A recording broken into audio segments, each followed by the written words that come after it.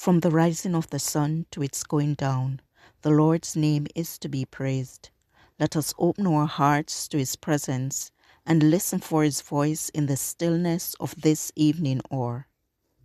Our evening sacrifice, the desire of ages, chapter 44, the true sign, June 21st. It will surely hold in the floods of death, when the waters cold chilled our latest breath.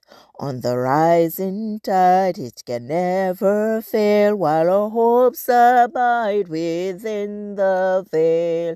We have an anchor that keeps the soul steadfast and sure while the billows roll. Fastened to the rock which cannot move, grounded firm and deep in the Saviour's love. This chapter is based on Matthew 15:29-39, Matthew 16:1-12, Mark 7:31-37, and Mark 8:1-21. In those days, the multitudes being very great and having nothing to eat, Jesus called his disciples unto him and saith unto them, I have compassion on the multitude, because they have now been with me 3 days and have nothing to eat. And if I send them away fasting to their own house, they will faint by the way, for divers of them came from far. Mark 8, verse 1-3. Those who desired a sign from Jesus had so hardened their hearts in unbelief that they did not discern in his character the likeness of God. They would not see that his mission was in fulfillment of the scriptures. In the parable of the rich man and Lazarus, Jesus said to the Pharisees, if they hear not Moses and the prophets, neither will they be persuaded, though one rose from the dead.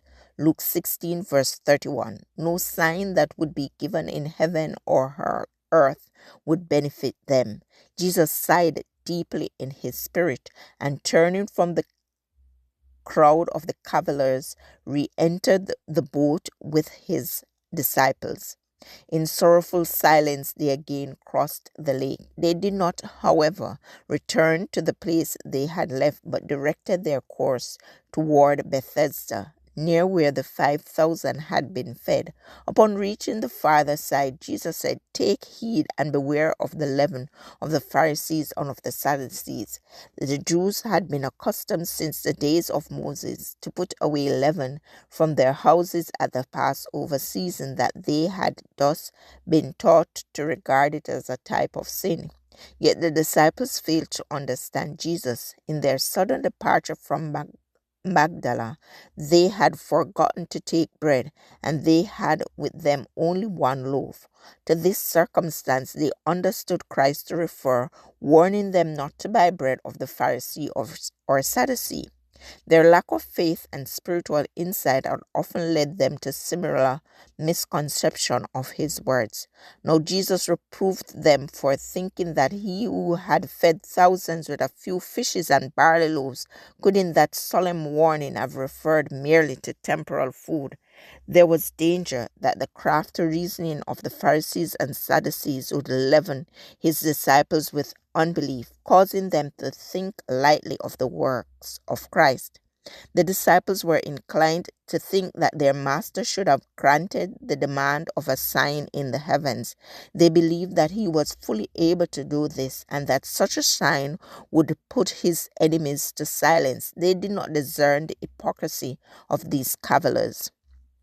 Months afterwards, when there were gathered together an innumerable multitude of people, insomuch that they trod one upon another, Jesus repeated the same teaching. He began to say unto his disciples, first of all, beware that ye of the leaven of the Pharisees, which is hypocrisy. Luke 12, verse 1. The leaven placed in the meal works imperceptibly, changing the whole mass to its own nature. So if hypocrisy is allowed to exist in the heart, it permeates the character and the life. A striking example of the hypocrisy of the Pharisees. Christ had already rebuked in denouncing the practice of Corban, by which a neglect of filial duty was concealed under a pretense of liberality to the temple. The scribes and Pharisees were insinuating deceptive principles. They concealed the real tendency of their doctrines and improved every occasion to instill them artfully into the minds of their hearers. These false principles, when once accepted, worked like leaven in the meal, permeating and transforming the character. It was this deceptive teaching that made it so hard for the people to receive the words of Christ. This passage was taken from The Desire of Ages, page 407 to 408. Pacific Press Publishing Association, copyright 2005, or Evening Sacrifice, June 21st. I encourage you to connect with God and receive strength to overcome obstacles each day. Thank you for listening. Please join us tomorrow as we offer up our evening sacrifice.